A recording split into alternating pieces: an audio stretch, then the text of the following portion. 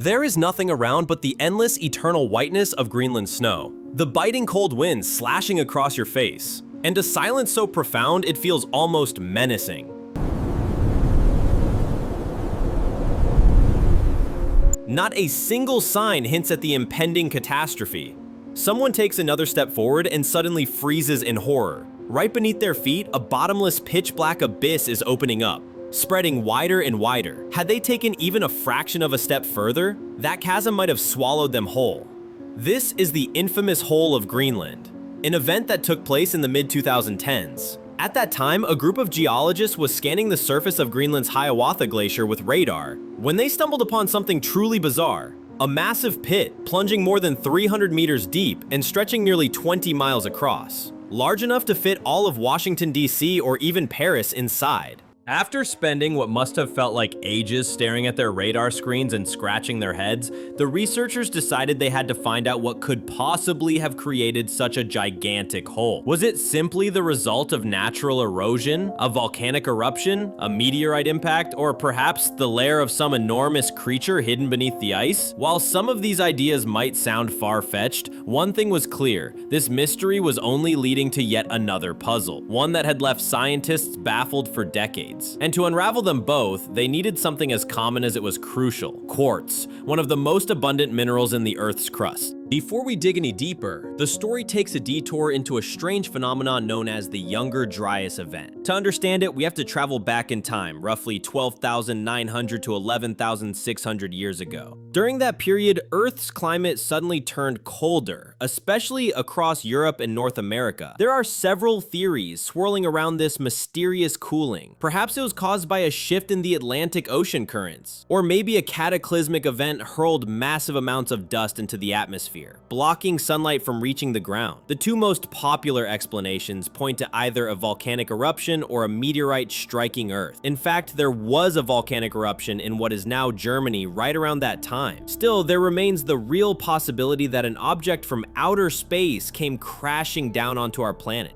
Returning to the pit discovered beneath Greenland's ice when NASA's Ice Bridge program and Germany's Alfred Wegener Institute confirmed its existence, many believed they had finally uncovered the cause of the Younger Dryas event. Was it truly a gigantic meteorite that carved out that deep crater and triggered the abrupt cold snap across the northern hemisphere? To put this theory to the test, researchers once again turned to quartz. This mineral has a remarkably simple crystal structure made up of tightly bonded silicon-oxygen tetrahedra. Thanks to its stability and abundance, quartz can be found in almost every type of rock on Earth. As large rocks erode away, they release countless tiny grains of quartz sand. The scientists managed to collect quartz sand that had been washed out from beneath the glacier, as if they were able to peer directly into the deep bottom layers of the pit without having to reach all the way down.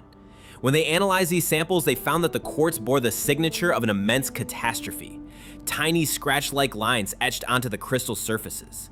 These are the telltale signs of shocked quartz, which forms only under extreme pressure, when the internal crystal structure is violently displaced.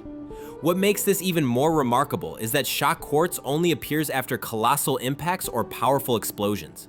The discovery of shocked quartz beneath the Hiawatha Glacier provided strong evidence in support of the theory of a gigantic impact crater, the scar left by an extraterrestrial object more than 1.5 kilometers across, which is twice the height of the Burj Khalifa in Dubai.